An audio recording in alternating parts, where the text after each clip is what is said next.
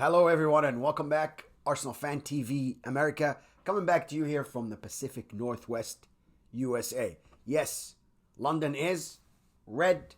We beat Tottenham. Wow, what a game. We were able to prevail again and beat them 2-1. I know that was not a corner. Trossard was the last one to touch that ball that went out. That corner we scored, Gabriel scored from, which was an incredible goal. I don't know why was it, an own goal. Wasn't a goal for Gabriel. It should be a goal for him. But anyways, they decided to put it as an own goal. But yes, it wasn't a corner.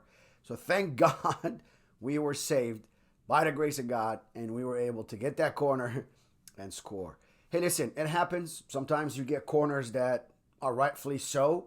They are your corners, and sometimes you don't. That's just football. It's part of the game. And we all remember, what happened with Newcastle, for example, last year when the ball was entirely out and it was not a corner or it wasn't counted as a corner. So, again, it happens. Premier League referees, we see everything. And they're human, so we're going to see a lot of human errors. And of course, VAR couldn't check that because VAR only checks when it's a goal or not, right? So they couldn't check that. It's weird. It's difficult to understand. You will never be able to get it. But those are the rules, right? So anyways, make the long story short, we beat Tottenham 2-1. Hey, listen, let's just not get carried away. We know that Tottenham is our rivalry. I mean, the number one. Any Arsenal fan will tell you, the team that you dislike the most, it's Tottenham, right? But they're what? Bottom of the table. Premier League, they're bottom of the table. So regardless of rivalry or not, they are a bottom tier team right now, or a bottom table team right now, Premier League. So beating them should have been a must. We should expect that. And if you go back to our last episode, I said it right here. I said if you play Thomas Partey, we will win this game. And the goal that Trossard scored, you can go back and watch it, and you see who got that ball back in the midfield. Jorginho would not ever do that, right? He wouldn't be able to do that, ever. I've never seen him make that sort of tackle and get the ball back and make that sort of a pass so we can get a goal. So basically what Partey did with that, steal in the midfield, he won us the game. So I think Thomas Partey wasn't all Thomas Partey also. It was a bit here and there, some mistakes, but he did perform very well. We can't also forget Martin Odegaard. His performance was second to none. So we started with David Raya in goal, and ahead of him to the left, Miles Lewis-Scully started for Arsenal when he's 18 years old. He is the second youngest player to start in a London derby against Tottenham. Of course, we all know the first one was Cesc Fabregas. And of course, Cesc Fabregas was a huge, huge player for Arsenal when he played for Arsenal. What a success story that kid was. And he, went on to become one of the best midfielders in the world. Of course, Barcelona acquired him from Arsenal later on. But again, he was one of the best players. And now we see, Miles coming in, and he puts a smile on Arsenal fans' faces. He's a Haaland kid, and he's an academy kid, and you see him earning man of the match performance. He's done, amazing, and he was a joy to watch. Great game from a neutral standpoint because of the rivalry, but from an Arsenal standpoint, I don't, again, want to get carried away.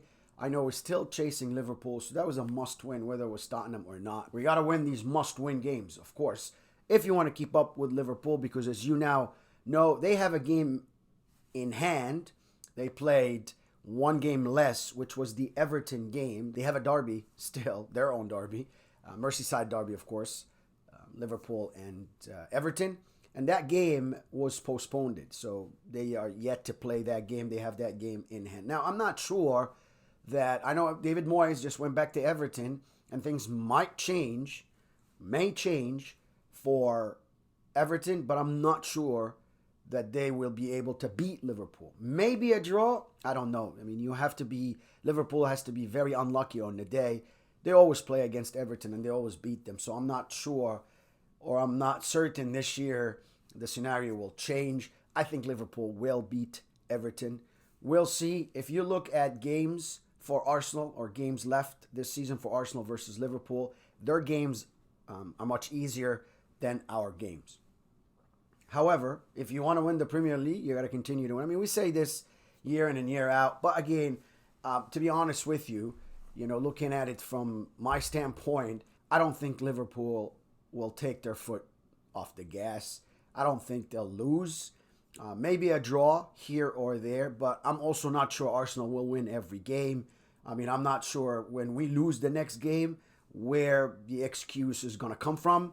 Is it the ball, like Mikel Arteta? Listen, I've never seen a manager, and again, you like Mikel Arteta, don't watch this show. Because, obviously, we don't like him here. We want him gone. We are from these fans that want him gone because of, again, $800 million. 800 million euros in 5 years. I saw somebody posting something comparing how much we spend versus every other club, how much they spend. But they did not compare one thing.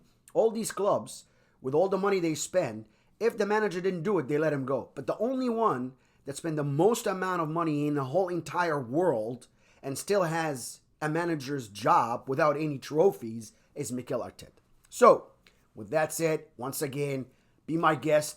Don't watch this show if you don't like to hear that, if you don't like to hear the truth, right? So with that said, we don't really know how he's going to excuse himself with the next loss. Because again, yes, we could be happy about Tottenham and we beat Tottenham and London is red and all that. But, a week ago, we went out of the FA Cup and we went out of the Carabao Cup. So let's not forget that. And this is the same thing that happened last year. So what makes you think that at the end of the season we're going to win anything? Champions League? I don't think so. Premier League? I'm not sure Liverpool will let you win it because now they're in control. When we were in control, right? When Mikel Arteta and the team were in control, we lost it 2 years in a row. We were in control. We were in a position to win the Premier League 2 years in a row. Not once, twice, and we didn't. So what makes you so sure that this year anything is going to happen? Here are the two trophies that you had hope as an Arsenal fan to get one of, or maybe both, the FA Cup and the Carabao Cup. And we're out of both, right? So I don't think this is going to be a year where Arsenal is going to acquire any trophies.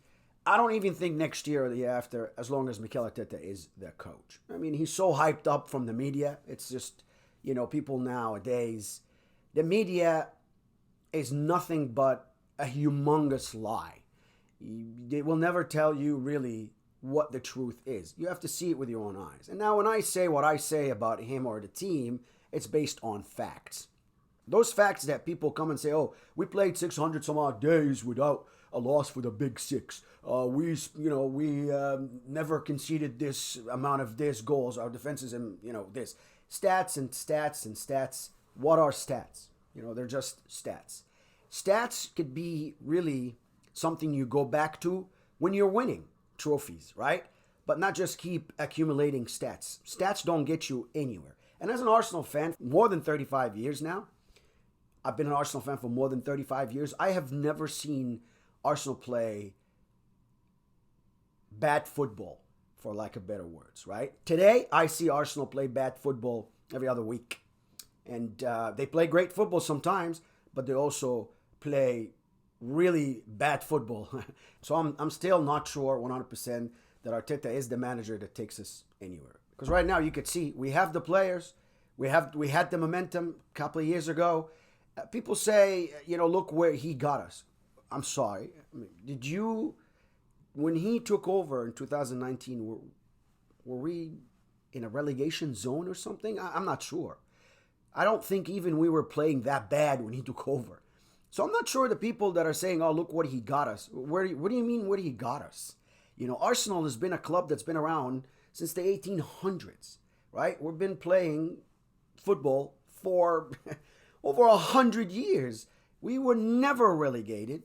We were never in a position where people go, oh my God, look at Arsenal. they're the worst team in the land, or they're playing, a horrid football. But today, all kinds of posts about, other fans, even our own fans, that are making fun of the team. It's a win now. Let's see what happens next week. Because you never know. There is no consistency.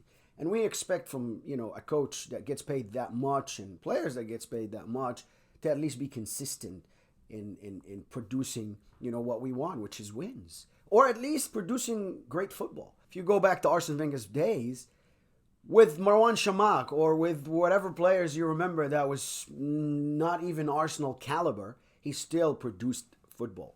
We still played great football. I don't remember ever for Arsene Wenger, or before Arsene Wenger, even George Graham, or even Unai Emery after Arsene Wenger, that I was so mad that I shut the TV and didn't watch the rest of the game. But with Mikel Arteta, I did that over 15, 20 times. Games that, he played Jorginho, or he plays players that has no right to be in an Arsenal shirt, starts a team or an 11 that has no chemistry. I didn't, enjoy most of his time. Every year that he's at Arsenal, I just don't enjoy our football anymore.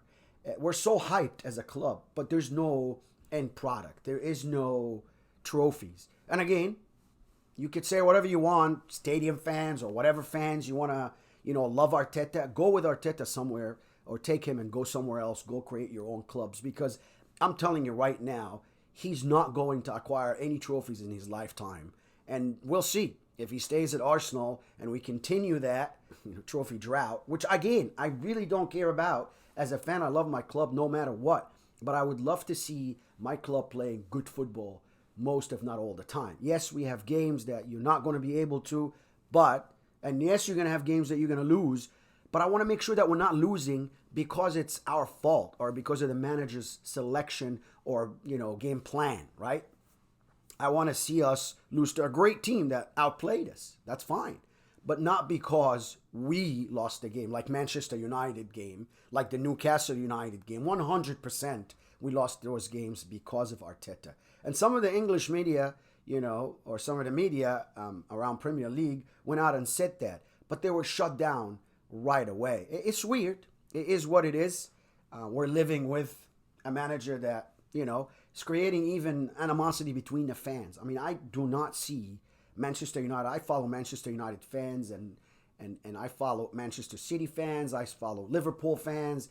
I read, not just follow them. I read about them and I read what these fans are about and what they're talking about. And I never see these fans just really go against each other's, like Arsenal fans. So the divide that he created in the club is even above and beyond, right? And again, it is what it is. We're living with this nightmare day in and day out. I mean, you could tell even in the Tottenham game. Let's just go back and stop being just happy about the 3 points or beating Tottenham.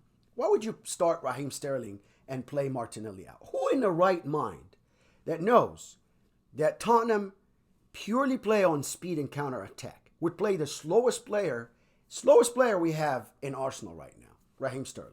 He was ridiculous. He did not chase a single ball. Every time he got the ball, he lost it. Every single time. So I'm not sure why is he in an Arsenal shirt. That's not just him. Jorginho, Willian before him, David Luiz.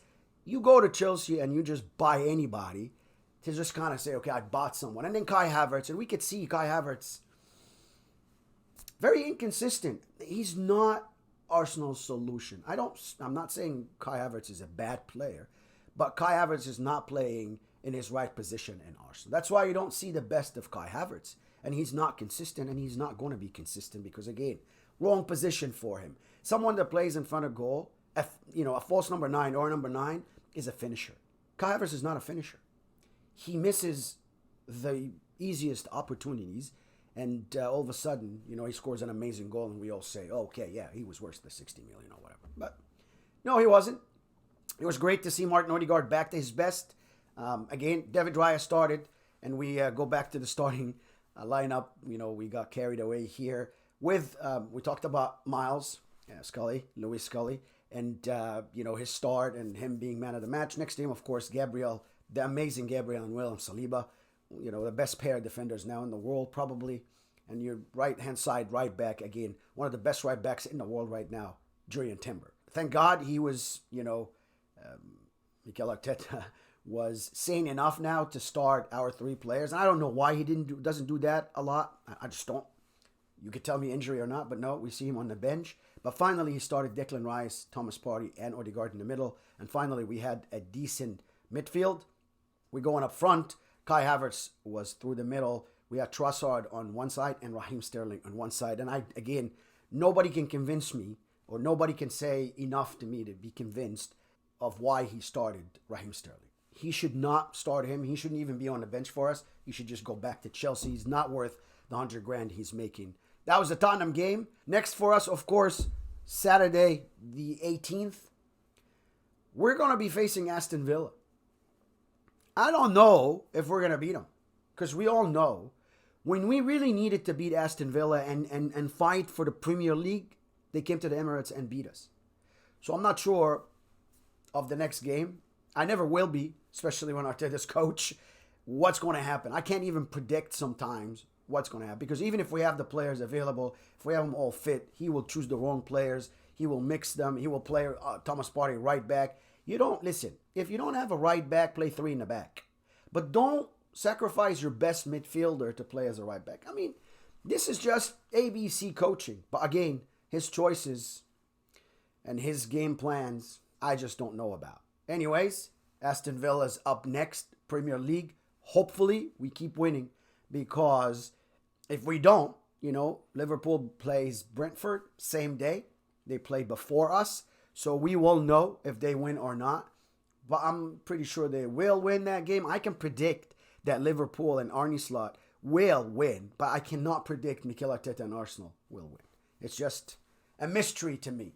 Anyways, it is what it is. We're still under the same manager. It's still the same nightmare week in, week out. Still the same nightmare every single year. And again, it's not about trophies. Trust me, it's not about trophies. It's about the games that we should win that he loses for us by his bad selection, by his bad game plan. I don't know. Sometimes it's like he's working against us. But hey, it is what it is. It is the situation Arsenal fans are facing right now. Hopefully it changes, and hopefully it changes soon. All we could do here is hope. So we're going to hope that Aston Villa loses to Arsenal at the Emirates on Saturday, which is our next game. Thank you very, very much for watching. Please don't forget to hit that subscribe button and like and share if you love the episode. Thanks again, and I hope you have a great rest of your week. We'll see you after the Aston Villa game. Bye now.